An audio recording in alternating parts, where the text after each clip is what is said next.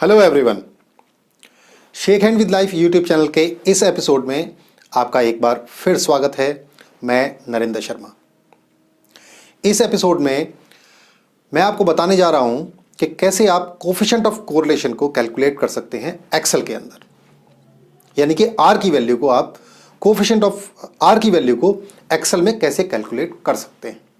और साथ साथ मैं आपको यह भी बताऊंगा कि कैसे आप एक्सेल के अंदर स्कैटर चार्ट को ड्रॉ कर सकते हैं, किस तरह से दो वेरिएबल्स के बीच में डिग्री ऑफ कोरिलेशन को स्टडी कर सकते हैं एक्सेल के अंदर। तो आइए देखते हैं कि एक्सेल में हम कोफिशिएंट ऑफ कोरिलेशन को कैसे कैलकुलेट कर सकते हैं। तो यहां हमारे पास एक्सेल की एक शीट है। इस शीट के अंदर हमने डेटा लिया हुआ है पहले से ही। तो डेटा है प्रोडक्ट टेम्परेचर फ़ारेनहाइट के अंदर है और फॉर्म परसेंटेज है किसी प्रोडक्ट की, यानी कि कोई सॉफ्ट ड्रिंक का प्रोडक्ट है। टेम्परेचर के साथ साथ उसमें कितना परसेंटेज फॉर्म बनता है ये हम स्टडी करना चाहते हैं, और टेम्परेचर के साथ फॉर्म परसेंटेज का रिलेशन कैसा है उसको भी हमें स्टडी करना है।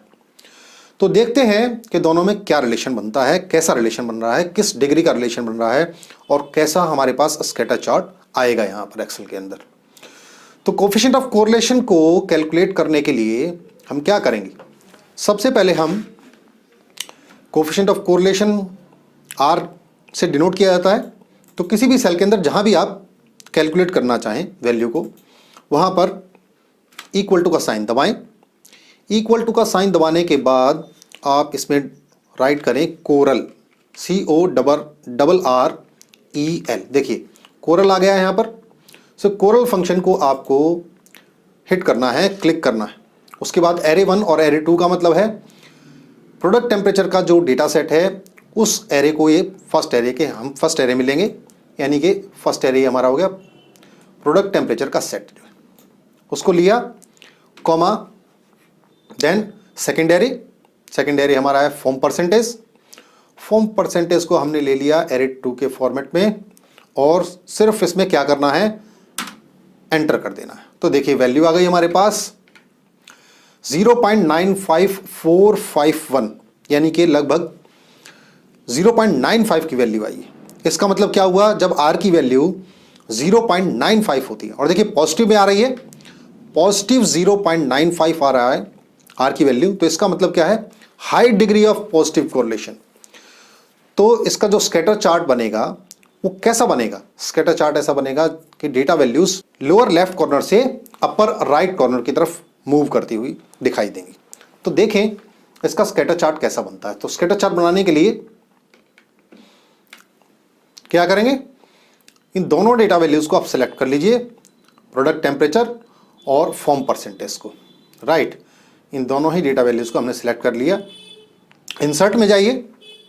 इंसर्ट में देखिए ये है हमारा इंसर्ट स्कैटर एक्स और वाई और बबल चार्ट के नाम से जो है ये दिखाई दे रहा है आपको। यहाँ पर मैं कर्सर को रोल कर रहा हूँ तो ये इस तरह के फॉर्मेट में आएंगे। कोई भी फॉर्मेट आप चूज कर लीजिए, हम डेटा पॉइंट्स के फॉर्मेट को चूज कर लेते हैं। तो देखिए हमें दिखाई भी दे रहा है स्कैटर चार्ट, ये हमारा स्कैटर चार्ट बन गया। फॉर्म परसेंटेज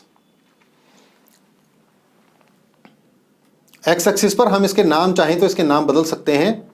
इसमें हम ऐड कर देंगे डेटा एलिमेंट्स को, हम ऐड करना चाहें तो प्राइमरी हॉरिजॉन्टल एक्सिस पर एक्सिस के टाइटल को हम ऐड करना चाहें तो वो कर सकते हैं। तो एक्सिस के टाइटल को हम ऐड कर देंगे यहाँ पर। तो ये हमारा है प्रोडक्ट टेम्परेचर,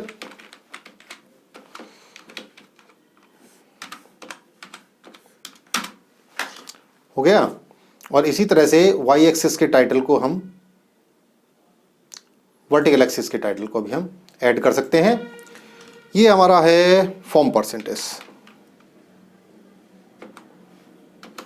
यानी कि प्रोडक्ट के टेम्परेचर के साथ साथ कितना परसेंटेज फॉर्म डेवलप हो रहा है प्रोडक्ट के अंदर। ठीक है, तो हमारा देखिए डेटा वैल्यूज हमारी कैसी आ रही हैं, लोअर लेफ्ट कॉर्नर से अपर राइट कॉर्नर की तरफ जा रही हैं। लोअर लेफ्ट कॉर्नर से अपर राइट कॉर्नर की तरफ जा रही हैं जब high degree of positive correlation होता है। और ज़्यादातर डेटा वैल्यूज जो हैं एक दूसरे के पास पास ही हैं, ज़्यादा स्कैटरिंग इफेक्ट नहीं है। लेकिन इसकी अगर हमें इसमें ट्रेंड लाइन ऐड करनी हो तो क्या करेंगे? तो हमें ट्रेंड लाइन ऐड करनी है, तो ये है trend line, linear trend line आप ऐड कर दीजिए। तो देखिए यहाँ पर ट्रेंड लाइन ऐड हो गई है। अब देखिए क्लोज में देखिए, जब मैं जूम आउट करता हूं तो जूम आउट करने के बाद फॉर्म परसेंटेज का हमारे पास स्कैटर, इसको हम यहाँ चेंज कर सकते हैं, स्कैटर चार्ट लिख सकते हैं, स्कैटर प्लॉट लिख सकते हैं। ये स्कैटर प्लॉट है किस किस के बीच में? प्रोडक्ट टेम्परेचर और फॉर्म परसेंटेज के बीच में है। डेटा वैल्यूज लाइन के बहुत पास पास हैं, यानी कि high degree of positive correlation है, तो डेटा वैल्यूज लाइन के बहुत क्लोजली स्कैटर होंगी, बहुत ज़्यादा स्कैटरिंग इफेक्ट नहीं होगा, लाइन के बहुत क्लोज होंगी। पॉजिटिव है सो लोअर लेफ्ट कॉर्नर से अपर राइट कॉर्नर की तरफ डेटा वैल्यूज मूव कर रही हैं, राइट। तो ये है हमारा स्कैटर प्लॉट, और दो स्कैटर प्लॉट है, और साथ में हमने कैसे कोफिशिएंट ऑफ कोरिलेशन को कैलकुलेट किया एक्सेल के अंदर, वो मैंने आपको बताया। Hope you have enjoyed this video. If so, then hit the like button and share this video with your friends and colleagues.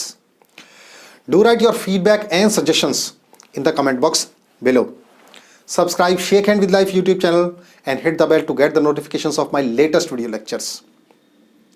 Visit on www.shakehandwithlife.in to download the course notes and ebooks in PDF.